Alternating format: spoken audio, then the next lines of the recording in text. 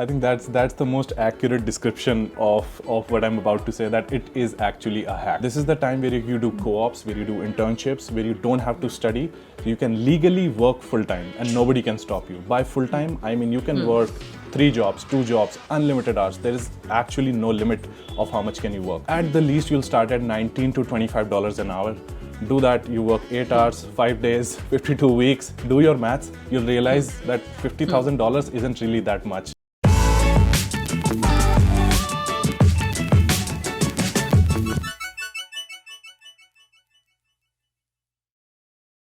Hello all, this is Damini. I welcome you to yet another episode of our series Discover Study Abroad. So today I have Piyush with me. Piyush is currently a PG Diploma finance student at Thompson Rivers University in Canada, and he is a fellow YouTuber. He has his vlog where he makes very detailed videos about studying in Canada and things like related to that. So Piyush is someone who before going abroad he did all his research about the university, about the loans and other aspects on his own, and even when he went to the university he did his homework and research and figured out some of the hacks to be able to take extra summer breaks and co-ops so that you can work 3-4 months full time in between your semesters, so that you can earn that money to be able to pay for the next semester, which I found very interesting.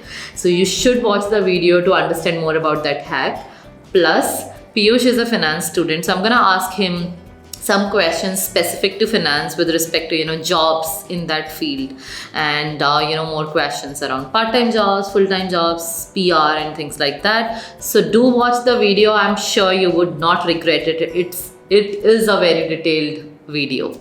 So hi Piyush, thanks a lot for taking time on a weekend from all your job and studies and everything, and helping us with this collab. So welcome to my channel. And Piyush, can you introduce yourself to my viewers quickly once? Thank you so much. My name is Piyush. I came to Canada in summer of 2021. I am a student of finance at Thompson Rivers University in British Columbia.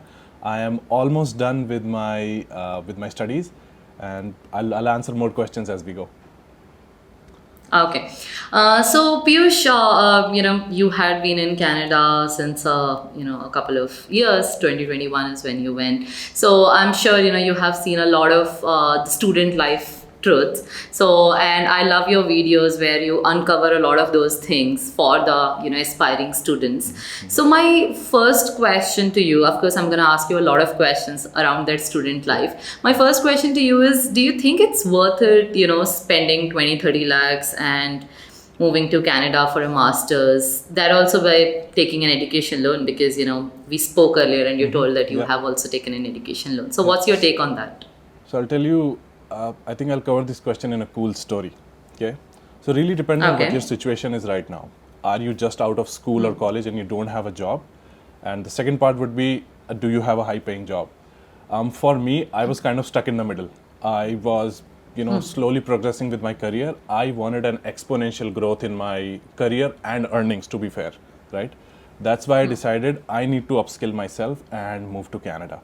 I can honestly say, for example, the average investment that we think when we think about coming to Canada is, let's say, 25 to 30 lakh rupees. That's more or less close to $45,000-$50,000, right? If I give you an example, right now as a student, I just filed taxes a few months back. As a student, my earning is almost 80% of the amount that I invested in my education, right? Okay. So if you select the right course, to be very honest, if you select the right course, if you have the right skill set, then this investment is very easily, and I say this with great responsibility, it's very easily recoverable in 2 to 3 years, very easily. Okay. So you're saying that it's worth spending. You would recover that money, and 100%. Whatever comes after that is all gain, right? It's all gain. So Piyush, really, yeah, please go ahead. Yeah. My point was that it really depends on your course selection. That select a course that is in trend with the market. It's in demand in the market. Don't select a course just because you want to come to Canada. Select a relevant course that will actually skill you up and make you attractive towards employers. That's a course that you want, and that's why I say it's 100% worth it. Okay, got it. Piyush, in how many years do you intend to complete your education loan? Because you said that what you're earning is almost 80% of what you have invested. So how many years do you think after you finish your course you're probably going to finish your loan? So, my total education loan was approximately $18,000. Okay. To be very fair, I have not used even 100% of my loan. The sanctioned amount was $18,500. I have not used some part of it. I believe for example, in my covenants of the loan, there was an option to foreclose. I think to give myself some fair room, I think 3 years would be more than enough to close my loan. From what I am looking at, my goal is within 1.5, 2 years. Okay. So, but that won't be a stretch according to you. I mean, that's a comfortable time for a student to close. Absolutely not, right? Okay. So if I can as a student sustain myself in X amount of money, if I know that I have a loan to pay back, my lifestyle won't inflate when I get a full-time job. My goal is to get done with my loan and then move on to other things. Yeah. So I think that's a point which I want all my viewers to know who are, watching us today, is that, you shouldn't be worried because, people start thinking of loan as a liability. See, I have spoken to a lot of students who, who says, it's not a liability, it's an investment on yourself. And that also an investment which you're going to probably recover within 1.5, 2 years. And whatever, your earnings go up, that's after that it's all profit, so it's just 1.5 year to come to net zero probably. So also, so very interesting. Also if you do just do very basic maths, let's say you graduate with a business degree in my case, and at the least you'll start at $19 to $25 an hour. Do that, you work 8 hours, 5 days, 52 weeks, do your maths, you'll realize that $50,000 isn't really that much. It's not a big amount. If you once you enter Canada, once you see how the workforce and how the market is, you'll realize $50,000 is no big deal. And most of you won't even need $50,000, right? Yeah, that makes sense. But I think people are just worried about that one-time investment. But I think if they do this maths and they think from the recovery perspective, I'm sure there's no risk in that game in that way. But of course, you have to work hard to earn that kind of a money. Yeah. So I think that brings me to my next question that, in the 2 years of finance course, you have taken 2 summer breaks, which means you have done co-op and a full-time job during that time, which of course, so more than 20 hours, when you take a break, you can work on, full-time hours. So you've earned a significant amount of, this amount which we are talking about in those summer breaks while working full-time. Yeah. So, but that looks like a hack to me. I don't think people are aware of that because they feel, okay, so it's the course and after the course we would, end up working and that's when, you would start earning. But, in your case, even before you completed your studies, you're earning, you have earned a significant amount. So how does that hack work? Can you share it with our viewers? I think that's the most accurate description of what I'm about to say, that it is actually a hack. So if people who watch my channel regularly, I talk a lot about summer breaks. I'm an advocate of summer break. Okay, I'll tell you why. Summer break is the time where you can earn your second year fee, your third year fee, or your next semester fee. This is the time where you do co-ops, where you do internships, where you don't have to study. So you can legally work full-time and nobody can stop you. By full-time, I mean you can work 3 jobs, 2 jobs, unlimited hours. There is actually no limit of how much can you work. So I took 2 summer breaks. My first summer break was a short one because I just came in the summer. My second summer break was a full summer break of 4.5 months. That's where I worked full-time and I was easily able to cover my second year fee. On top of it, if I give you a number, I think I was able to, if I combine my 2 summer breaks and all my savings, I was able to collect at least $35,000 to $40,000 in my summer breaks and 2 year period just by working as a student, right? Awesome. So I think that's probably the strategy you're working on. Take a break, earn for the next semester, and don't use your loan. Is it exactly. It is? Not even a semester. Like if you find the right job and you are if you are someone who can manage their time accurately, manage their time very professionally, you can actually do 2 jobs if you plan out accordingly and you plan early. That's what I did. I worked 2 jobs for just 4 months. and I was able to collect my whole fee for my whole program. So as of today, I have paid 100% of my program fee by myself. Of course, the second year and everything, and I don't owe anything to the university, and I will be done with my course by the end of April. Awesome. So Piyush, I think that's another thing which we also observe. CFQs, we are into the space of helping students with scholarships and education loans. But then I'm very vocal about this in my videos that you shouldn't ever take more debt than what you require. So of course, see, when people apply for visa, they need that 1 year fee and 1 year GIC, which at that point in time they're still in India, so they need that for that initial expenses. Yeah. But once you take that money, I think you get like a buffer of the first semester before you have to pay the second year fee. Yeah. So that 1 year or 8 months time is, I think, enough for them to, if they work hard and if they're very serious about it and they don't want to increase the debt limit for them, I think that's a very good strategy that at least from the second year onwards you cover your expenses. So and I think whatever thanks. you sanction, whatever the amount is that you have sanctioned, you don't need to use all of it, right? No. So minimum 20% is what you have to use. Yeah. That's what the law says. But then above that, it's totally your choice. So when you take GIC and first year fee, you're anyway above 20%. Yes. Right. So that is not something they have to be worried about. Something that I have so to add, Piyush, just one little thing that I would like to add. I think we spoke about co-ops. So my situation with my co-op was, I did go into the co-op program and I did get a co-op, but I ended up not pursuing my co-op. You want to know why? Because the government modified the rules that you can work full time now, right? In November, we were allowed to work full time. So for me, there was no point of dropping a semester and going to do a co-op while I could work a full time job and study at the same time. So that really helped. Yeah. Okay, so is that rule permanent? Was it a temporary change that the government allowed, or I'm not aware of it? Sorry. It was a temporary change. So anybody who applied for a study visa before the 7th of October 2022, they are allowed to work full time until the end of December 2023. So if anybody who applied before that can work full time, no limit. If the school is on, school is off, does not matter. You can work full time. Yeah. Okay. That's awesome. I think that, so, you don't have to leave the studies, Exactly. You don't have to extend that time and you can still, work. Exactly. So, okay, awesome.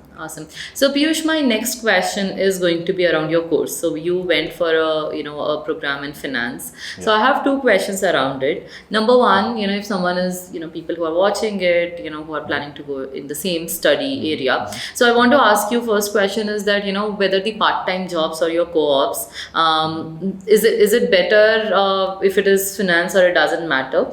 And the second question which I get to hear from a lot of people is that your course should be related to what you have studied back in India because it improves your visa chances. So my second question is, was your course related to what you had studied back in India? So I'm going to answer your second question first, then I'll transition into the first question. So yes, my course was related to my previous course, and that is, and it's not a rumor, it's a truth that your next course has to make some sense according to your previous course. You cannot, do a arts and animation course and and then switch to a science-based course, right? The visa officer has to see a natural progression of studies that is written in their in their booklet. So a natural progression of studies has to be there if you are doing a course. I studied management studies as a major in finance in my bachelor's in India, Delhi University. Then I worked for a few years and then I decided that this is the time to skill up, and that's when I picked up my post-baccalaureate diploma in finance for 2 years. At TRU, I picked up this program because this is the only diploma program at TRU that gave me an option to convert it to an MBA in the second year. I eventually decided not to, but it had an option to convert to an MBA. Moreover, this program had a co-op, right? Again, an optional co-op. I did not have to do a co-op, but if I wanted to, I could have done a co-op for as long as I wanted. Moreover, for people who want to know about the finance program, I will say this is not an easy program, but it's also not difficult. The finance program is definitely rigorous, but it's not difficult, right? So if you are someone who is really interested into finance, learning about stock markets, income, portfolio management, wealth management, this is the program that you really, really want to get into. My program specifically is focused around portfolio and investment management, right? So once I graduate, I will be looking at managing rich people's money is what my professors call it. It's called wealth management, right? So wealth management, portfolio management, I can join a bank and all of that. Great scope. The banks are always hiring. So future is bright. Okay. Awesome.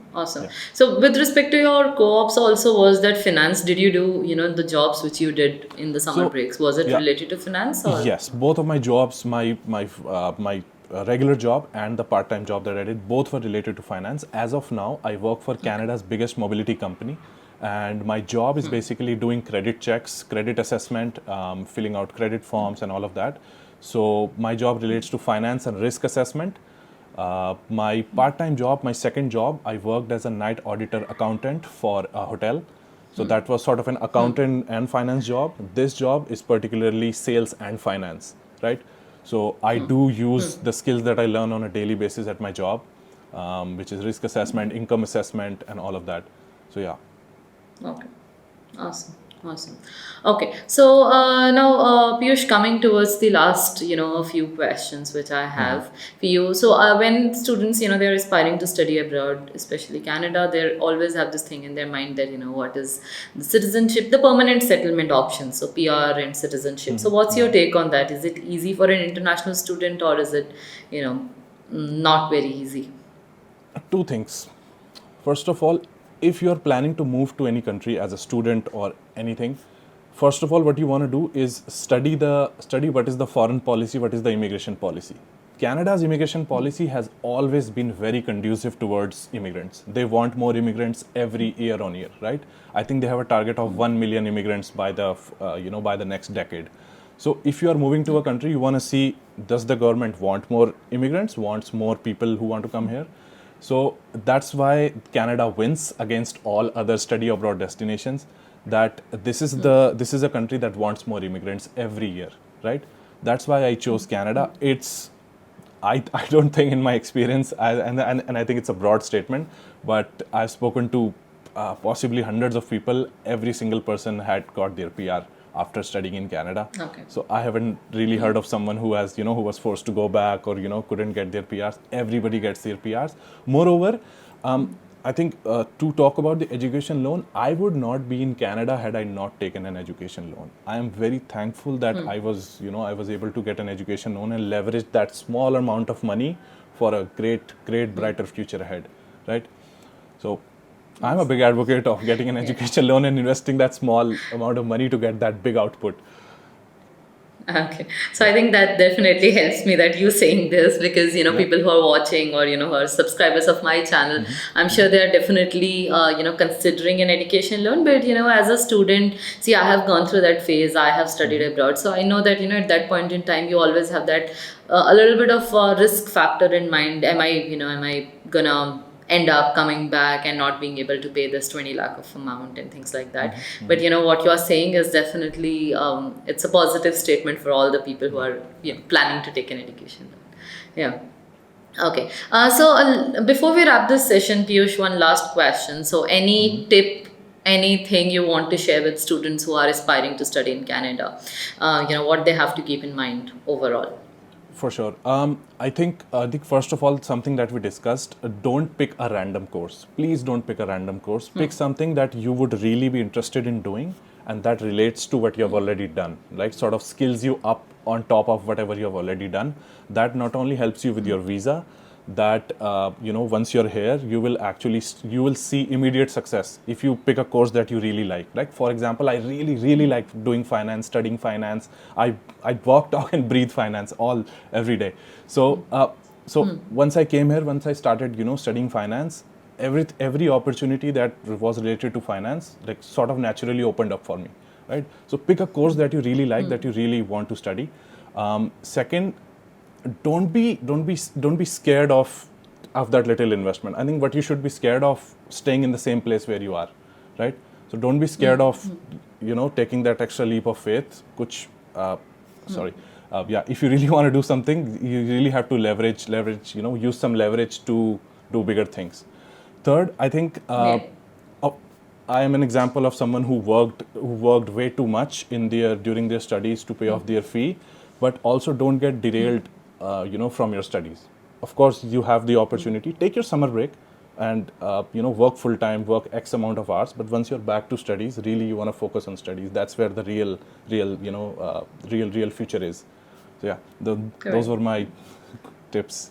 Yeah, I think the last one is probably very interesting, and I think everyone who is watching this video should probably follow that, because I have seen people, when they move abroad, they focus literally on part-time jobs, that as if they came to that country for that. So see, you have paid the tuition fee, so, and this opportunity is probably not going to come back. You Exactly. have a long Exactly. career Yeah. ahead when you can work.